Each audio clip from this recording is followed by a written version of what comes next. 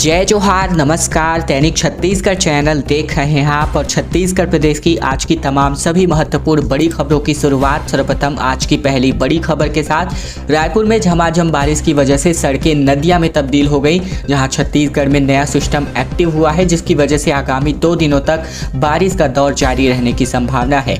दरअसल रायपुर में बीते दिन दोपहर की बात करें तो झमाझम बारिश हुई। इसी के साथ ही कुछ देर की बारिश के साथ सड़कों के साथ निचले इलाके में जलभराव की स्थितियां निर्मित हो गई। अगले 2 दिनों तक बारिश का एक नया सिस्टम एक्टिव रहेगा और इससे बस्तर संभाग के जिलों में हल्की से लेकर मध्यम स्तर की वर्षा हो सकती है। इसके पहले भी बिलासपुर, मुंगेली, जांजगीर, कांकेर, जसपुर, कोरिया, नारायणपुर और बीजापुर में बारिश हुई थी। बाकी शहरों में गर्मी का असर दिखाई दिया। मौसम विज्ञान विभाग के मुताबिक प्रदेश के कुछ हिस्सों में मौसम बदला रहेगा। इसी के अलावा प्रदेश में धूप छांव वाला मौसम जारी रहेगा। रायपुर, दुर्ग समेत कई जिलों में गर्मी का असर रहा। वहीं बिलासपुर में 75 मिलीमीटर बारिश हो गई, साथ ही मुंगेली में 14 मिलीमीटर बारिश हो गई और अब प्रदेश के 4 जिलों में औसत से ज्यादा बारिश हो चुकी है। साथ ही बात करें तो औसतन 41 इंच बारिश अभी तक रिकॉर्ड की जा चुकी है। छत्तीसगढ़ के संस्कारधानी कहे जाने वाले राजनांदगांव में छत्तीसगढ़ की सबसे बड़ी गणेश भगवान की झांकी निकाली गई। राजनांदगांव गणेश विसर्जन के दौरान छत्तीसगढ़ की सबसे बड़ी झांकियों को देखने मध्य प्रदेश और महाराष्ट्र के लोग भी पहुंचे। अलग अलग थीम पर बनी झांकियां लोगों के आकर्षण का केंद्र बनी रही। जगमगाती रोशनी के बीच निकलती झांकियों को देखने के लिए तकरीबन 2 लाख की संख्या में भीड़ जुटी। सड़क पर लोग नाचते गाते नजर आए। संस्कारधानी में बाबा महाकाल की भस्म आरती और रामेश्वरम में शिव जी की रुद्राभिषेक की नयनाभिराम झांकियां लोगों को लुभाती रही। राजनांदगांव की झांकियां देश भर में प्रसिद्ध है। वहीं इस साल भी यहां झांकियों को देखने के लिए महाराष्ट्र, मध्य प्रदेश और छत्तीसगढ़ के दूसरे जिलों के भी लोग पहुंचे थे। इस साल करीब 35 समितियों ने अलग अलग प्रसंगों में सुसज्जित झांकियां शहर के प्रमुख मार्गों से निकाली। ये सिलसिला शुक्रवार सुबह 8 बजे तक जारी रहा। गणेशोत्सव के मौके पर निकाली गई झांकियों को देखने के लिए इस साल तकरीबन 2 लाख की संख्या में लोग यहां आए। इस दौरान सुरक्षा व्यवस्था और भारी भीड़ को संभालने के लिए बड़ी संख्या में पुलिस बल तैनात किया गया था। एसएसपी अभिषेक मीणा और सीएसपी अमित पटेल खुद फील्ड पर मौजूद नजर आए थे। प्रधानमंत्री मोदी की जनसभा के लिए भाजपा ने अपनी पूरी ताकत झोंक दी है। तकरीबन 1 लाख से अधिक भीड़ जुटाने का दावा किया गया है। सुरक्षा को लेकर चौकस पुलिस, साइंस कॉलेज मैदान को सील कर दिया गया है। दरअसल बड़ी खबर है, जहां छत्तीसगढ़ के बिलासपुर में 30 सितंबर यानी आज के दिन प्रधानमंत्री नरेंद्र मोदी दोपहर भाजपा की परिवर्तन यात्रा के समापन पर जनसभा करेंगे।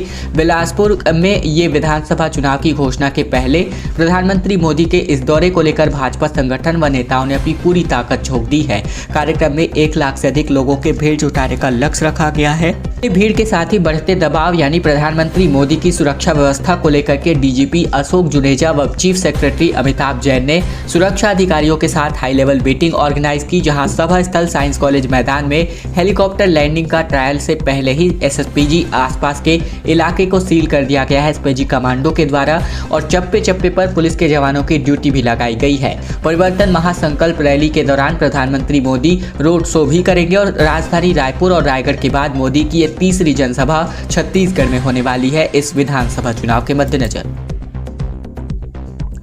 छत्तीसगढ़ के महिला समूहों को 6 लाख रुपए तक का लोन मिलने वाला है, जहां पात्रता अब कम कर दी गई है।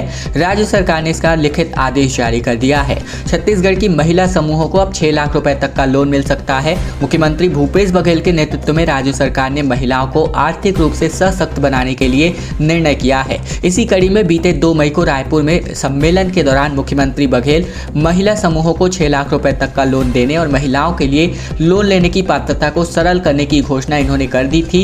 इस संबंध में अब राज्य सरकार ने आदेश जारी कर दिया है। छत्तीसगढ़ महिला कोष की ऋण योजना अंतर्गत इस ऐसे महिला समूह जिनमें उन्होंने प्रथम बार लोन लेकर के इसको पूरा पटा दिया है, उन्हें 4 लाख की जगह पर अब 6 लाख रुपए तक का लोन लेने की पात्रता होगी। साथ ही 4 से 6 लाख रुपए तक के लोन की अदायगी महिला स्व सहायता समूहों से लोन प्राप्ति के 6 माह बाद से लेकर के 60 माह तक की मासिक किस्तों में लिया जाएगा। छात्रावास में अनियमितताओं की जांच करने के लिए पहुंचे आदिवासी सहायक आयुक्त को ग्रामीणों ने ही बंधक बना लिया। खबर सूरजपुर से आ रही है, जहां खोड़ के छात्रावास में अनियमितताओं को लेकर ग्रामीणों में काफी नाराजगी है। तो वहीं जांच के लिए छात्रावास पहुंचे आदिवासी सहायक आयुक्त विश्वनाथ रेड्डी को ग्रामीणों ने बंधक बना लिया। इसी के साथ ही सहायक आयुक्त को ग्रामीणों के चंगुल से छुड़ाने के लिए बड़ी संख्या में पुलिसकर्मी पहुंचे, जहां ग्रामीणों को लगातार समझाने का प्रयास करते नजर आए। ग्रामीण जो है खोड़ के आदिवासी छात्रावास में अनियमितताओं को लेकर कई बार शिकायत कर चुके थे। ग्रामीणों का आरोप है कि यहाँ पर जो है प्रबंधन की लापरवाही की वजह से एक छात्रा की तबीयत खराब हो गई थी, जिसकी जाँच करने के लिए आज आदिवासी सहायक आयुक्त विश्वनाथ रेड्डी खोड़ के छात्रावास पहुंचे थे, जहाँ गुस्साए ग्रामीणों ने इन्हें बंधक बना लिया। मामले की जानकारी मिलते ही बड़ी संख्या में पुलिस बल ग्राम खोड़ पहुंचा और ग्रामीणों को लगातार समझाने का प्रयास करते नजर आए। एम्बुलेंस के कर्मचारियों ने अपना हंगामा किया, जहां इन्होंने अपना शर्ट उतारकर सड़क पर प्रदर्शन किया। इनका कहना है कि कंपनी जो है छटनी कर रही है, नौकरी के बदले 50,000 रुपए की डिमांड भी की जा रही है। दरअसल नवा रायपुर में आंदोलनरत 102 महतारी एक्सप्रेस यानी सरकारी एम्बुलेंस सर्विस के कर्मचारियों ने बीते दिन अपना अर्धनग्न प्रदर्शन किया, जहाँ इस दौरान उन्होंने अपनी शर्ट कमीज उतारकर रैली निकाली। जहाँ 108 या 102 कर्मचारी कल्याण संघ की मांग है कि ठेका कंपनी पर घूस लेने का आरोप लगाने के साथ ही निकाले गए पुराने कर्मचारियों को नौकरी पर वापस रखने की। जहां संघ के अध्यक्ष राजेंद्र राठौड़ ने कहा कि हमें एम्बुलेंस सर्विस में काम करते तकरीबन 10 साल हो गए हैं, लेकिन आज एम्बुलेंस सर्विस का ठेका लेने वाली कंपनी ने हमें नौकरी से बाहर निकाल दिया है। 2018 विधानसभा चुनाव के दौरान कांग्रेस के नेताओं ने हमारे मन से संजीवनी एक्सप्रेस यानी 108 और महतारी एम्बुलेंस सर्विस यानी 102 को ठेका प्रथा से मुक्त करने की घोषणा की थी, लेकिन आज भी ठेका प्रथा बंद नहीं हो पाई है, जिसको लेकर के इन्होंने अपना प्रदर्शन जारी रखा है। स्कॉलरशिप को लेकर के खबर है, जहां ST/SC और OBC वर्ग के विद्यार्थियों के लिए छात्रवृत्ति का पंजीयन प्रारंभ हो चुका है। निर्धारित समयावधि में ऑनलाइन छात्रवृत्ति का कार्य संपादित करना सुनिश्चित करने के लिए भी निर्देश जारी किया जा चुका है। शिक्षा अधिकारी कोरबा से भी प्राप्त जानकारी के अनुसार उपरोक्त राज्य या केंद्रीय छात्रवृत्ति हेतु विद्यार्थियों के स्वयं के बैंक खातों का आधार से लिंक होना अनिवार्य है। इसी के साथ ही विद्यार्थियों के द्वारा पोर्टल पर स्वयं पंजीयन किया जाएगा, जिसमें ऑनलाइन बना हुआ आवश्यक प्रमाण पत्र सीधे विद्यार्थी के स्तर से ही अपलोड किया जाना है। साथ ही ऑनलाइन बना हुआ प्रमाण पत्र नहीं होने की स्थिति में विद्यार्थी द्वारा आवश्यक प्रमाण पत्र शाला में जमा करने हैं, जिसको शाला के प्रभारी या छात्रवृत्ति नोडल द्वारा शाला के लॉगिन से संबंधित विद्यार्थी के आवश्यक प्रमाण पत्र पोर्टल पर अपलोड किए जाएंगे। साथ ही प्रावधान के अनुसार बात करें तो विद्यार्थियों की जानकारी का सत्यापन भी इन्हीं के द्वारा किया जाएगा। छत्तीसगढ़ में आगामी 2 अक्टूबर से कांग्रेस की भरोसा यात्रा का आगाज होगा, जहां 90 विधानसभाओं तक गांवों तक कांग्रेसी यहां पहुंचने के लिए प्लान बना रहे हैं। छत्तीसगढ़ विधानसभा चुनाव को लेकर सभी पार्टी अपनी तैयारी में जुटी हुई है। इसी कड़ी में सभी पार्टी के दिग्गज नेता चुनावी रणनीति के मंच फूंकने छत्तीसगढ़ आ रहे हैं। कार्यकर्ता बूथ स्तरों तक पहुंचकर अपने अपने पार्टियों के नाम काम गिना रहे हैं। वहीं एक तरफ बीजेपी प्रदेश की परिवर्तन यात्रा निकाल रही है, तो दूसरी ओर कांग्रेसी भी गांव-गांव जाकर चुनावी संगनाद करने वाले हैं, जहां कांग्रेस 2 अक्टूबर को विधानसभा स्तरीय भरोसा यात्रा निकालेगी और इसके माध्यम से प्रदेश के 90 विधानसभा क्षेत्रों के गांवों तक पहुंचने का प्लान बनाया जा रहा है। छत्तीसगढ़ को यूनाइटेड नेशंस के माध्यम से 31 करोड़ मिलेंगे, जो बलरामपुर और दंतेवाड़ा जिले में चावल और गेहूं की फसल बढ़ाने के लिए एक खास MOU पर हस्ताक्षरित किया जाएगा। दरअसल नवा रायपुर स्थित मंत्रालय में प्रदेश के किसानों से जुड़ा एक अहम कॉन्ट्रैक्ट साइन किया गया। ये MOU प्रदेश सरकार और यूनाइटेड नेशंस के बीच हुआ। मामला प्रदेश के किसानों की फसल को पैदावार बढ़ाने से जुड़ा हुआ है। छत्तीसगढ़ के बलरामपुर और दंतेवाड़ा जिले के गेहूं और चावल के उत्पादन को बढ़ाने के लिए ये कवायद हो रही है। इसी के साथ ही अगर बात करें तो जो है एक स्पेशल प्रोग्राम के तहत संयुक्त राष्ट्र संघ के प्रदेश को तकरीबन 31 करोड़ 4 लाख रुपए की सहायता राशि दी जानी है और ये इस कार्यक्रम में चावल और गेहूं के उत्पादन के साथ साथ डिजिटल एग्रीकल्चर को भी प्रमोट किया जाएगा। ये प्रोजेक्ट प्रदेश में 5 सालों तक चलाया जाएगा। छत्तीसगढ़ से होकर गुजरने वाली 37 ट्रेनों को एक बार फिर से 1 महीने तक के लिए कैंसिल कर दिया गया है। ये आप मानकर चल सकते हैं, क्योंकि राउरकेला स्टेशन यार्ड में काम को लेकर के बहाना किया जा रहा है। वहीं 29 सितंबर से लेकर 15 अक्टूबर तक कई गाड़ियां निर्धारित समय पर या फिर नहीं ही चलने वाली है। रेलवे बोर्ड ने चक्रधरपुर रेल मंडल के राउरकेला स्टेशन में यार्ड के आधुनिकीकरण और तीसरी चौथी लाइन रेलवे कनेक्टिविटी के नाम पर तकरीबन 37 ट्रेनों को एक बार फिर से रद्द कर दिया है। ये गाड़ियां यह 29 सितंबर से 15 अक्टूबर तक अलग अलग तारीखों पर नहीं चलने वाली है। पुरी से चलने वाली और पुरी योग नगरी ऋषिकेश, साथ ही उत्कल, ईब, झारसुगुड़ा, संबलपुर, साथ ही विरसा रेलवे स्टेशन से होकर परिवर्तित मार्ग से ये ट्रेनें चलने वाली हैं। अक्टूबर में नवरात्रि पर्व शुरू होने वाले हैं। शुक्रवार को पितृपक्ष की शुरुआत हो चुकी है और पितृपक्ष में श्राद्ध के नाम पर छत्तीसगढ़ के लोग बड़ी संख्या में तीर्थ यात्रा पर भी निकलते हैं। ठीक त्योहार के सीजन में रेलवे ने ट्रेनों को कैंसिल कर दिया है, जिसके चलते लोगों को अपनी यात्राओं को कैंसिल करना पड़ रहा है। वहीं अगर बात करें तो नवरात्रि पर्व के दौरान भी छत्तीसगढ़ से होकर चलने वाली गाड़ियों का रिजर्वेशन हो चुका है। ऐसे में रेलवे उन्हें रिफंड करना पड़ेगा। वहीं ट्रेनों के कैंसिल होने के बाद यात्रियों को नई ट्रेनों के रिजर्वेशन की भी चिंता करानी पड़ रही है। राहुल गांधी की ट्रेन यात्रा को लेकर बड़ी खबर, जहां चंद्राकर ने कहा कि बिना टिकट बोगी में घुस गए थे कांग्रेसी। शिकायत रेल मंत्री से की गई है, जहां हाई लेवल जांच की मांग की गई है। दरअसल कांग्रेस नेता राहुल गांधी 25 सितंबर को छत्तीसगढ़ के दौरे पर थे।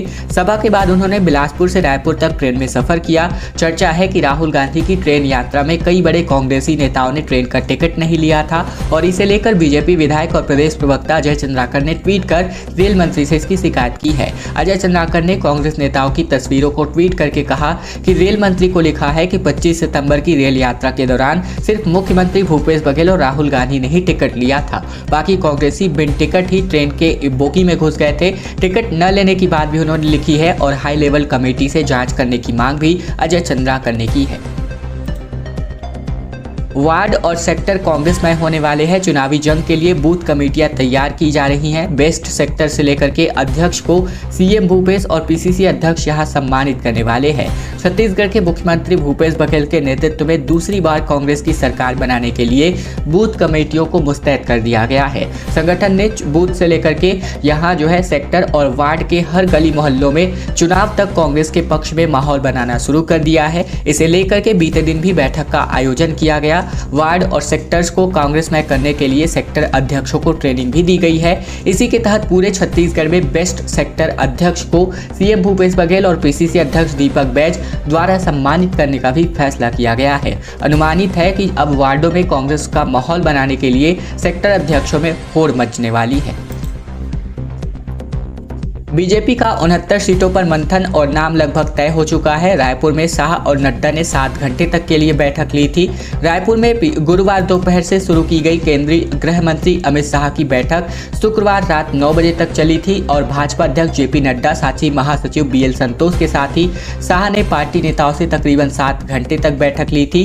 69 सीटों पर मंथन करने के बाद नाम लगभग तय कर लिए गए हैं। इसके बाद शाह और नड्डा एक गाड़ी में बैठ करके निकल भी गए थे। बैठक के बाद प्रदेश अध्यक्ष अरुण साहब ने अब कहा है कि जल्द ही प्रत्याशियों की दूसरी लिस्ट जारी होगी।